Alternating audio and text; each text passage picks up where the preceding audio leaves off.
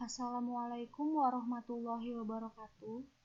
Di sini saya akan membahas tentang 10 aksioma manajemen keuangan.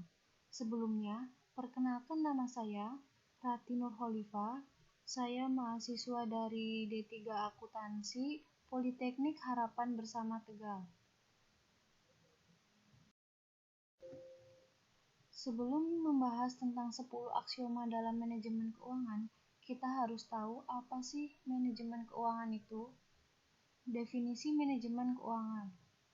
Keuangan dalam sebuah perusahaan menjadi fondasi yang kuat terbangunnya sebuah perusahaan. Keuangan juga bersifat sangat riskan. Jika tidak dikelola dengan baik akan menjadi amburadul dan tentunya akan menghentikan jalannya sebuah perusahaan. Dalam sebuah perusahaan dibutuhkan bidang sendiri yang mengurus bagian keuangan atau bisa juga disebut manajemen keuangan. Manajemen keuangan adalah kegiatan perencanaan, pengelolaan, penyimpanan, serta pengendalian dana dan aset yang dimiliki suatu perusahaan.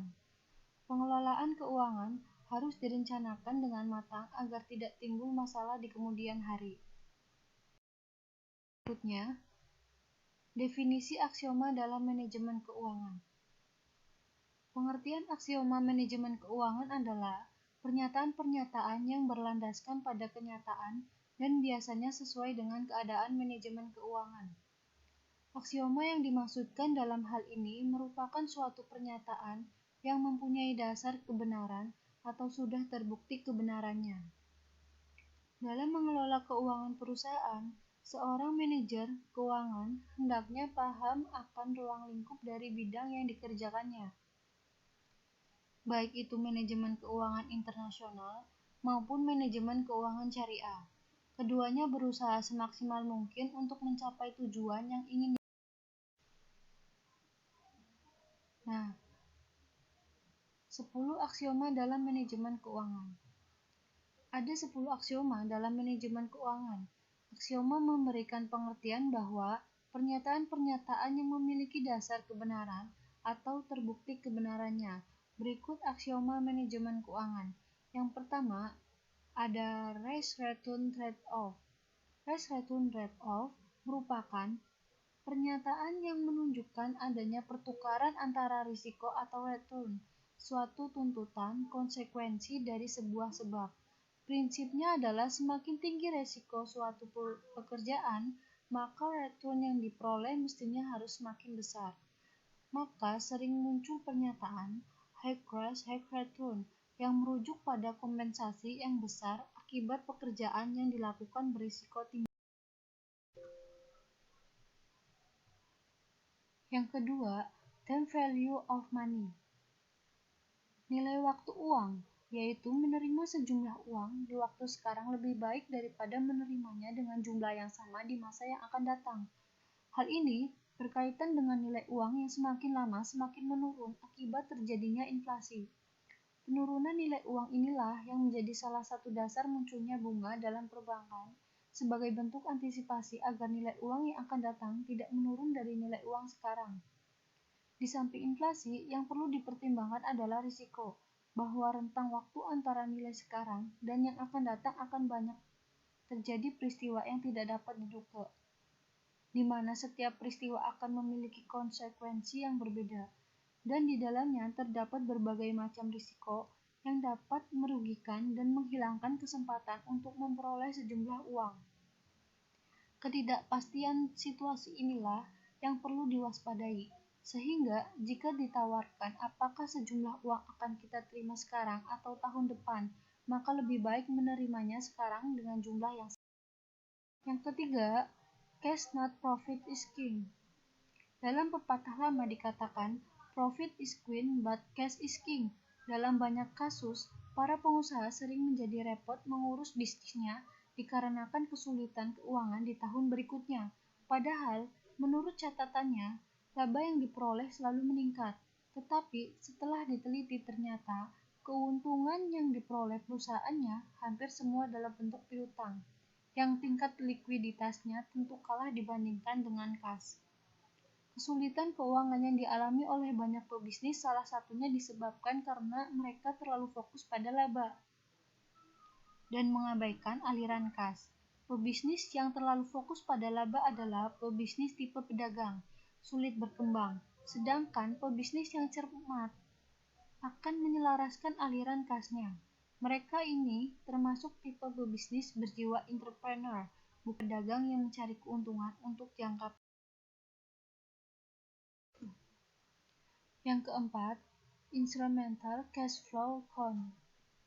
Instrumental cash flow adalah arus kas yang berhubungan langsung dengan investasi, di mana pengambilan keputusan dilakukan berdasarkan pertimbangan adanya pertambahan kas jika suatu proyek dikerjakan, ataupun mempertimbangkan dampak yang terjadi terhadap kondisi keuangan atau kas saat proyek diterima dan pada saat proyek tidak diterima untuk dikerjakan.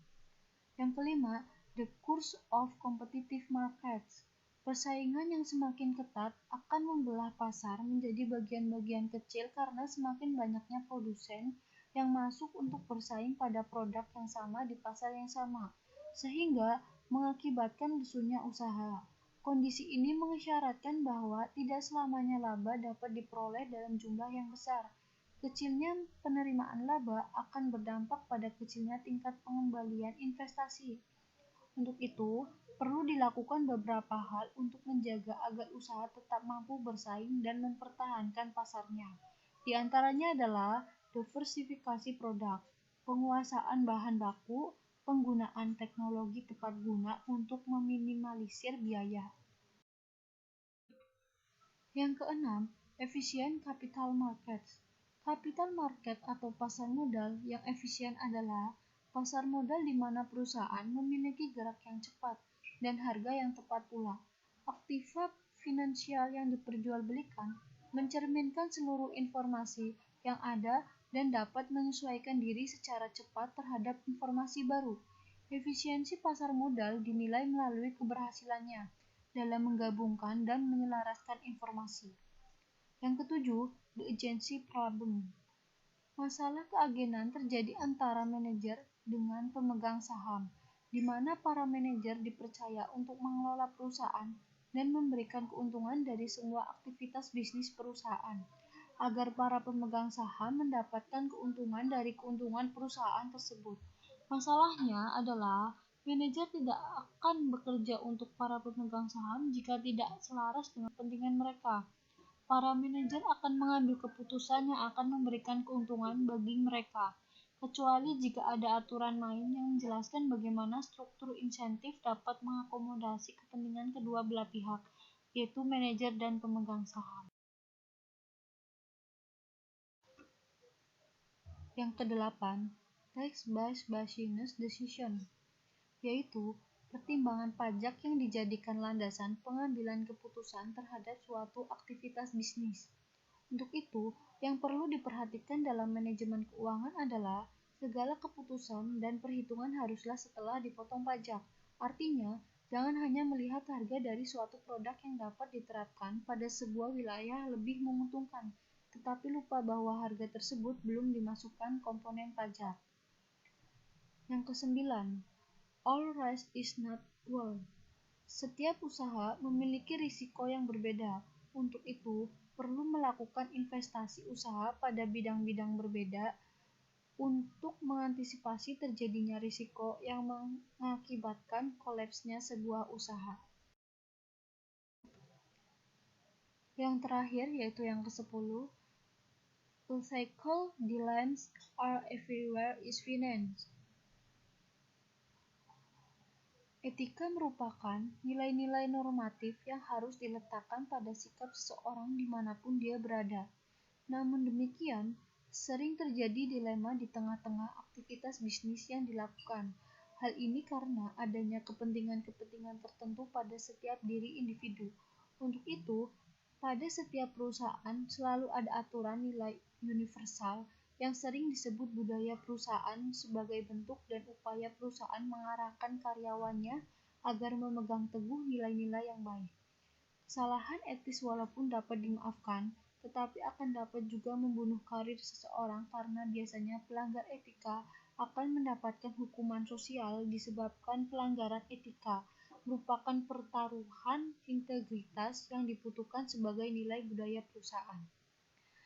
Sekian penjelasan 10 aksioma dalam manajemen keuangan dari saya. Kurang lebihnya mohon maaf.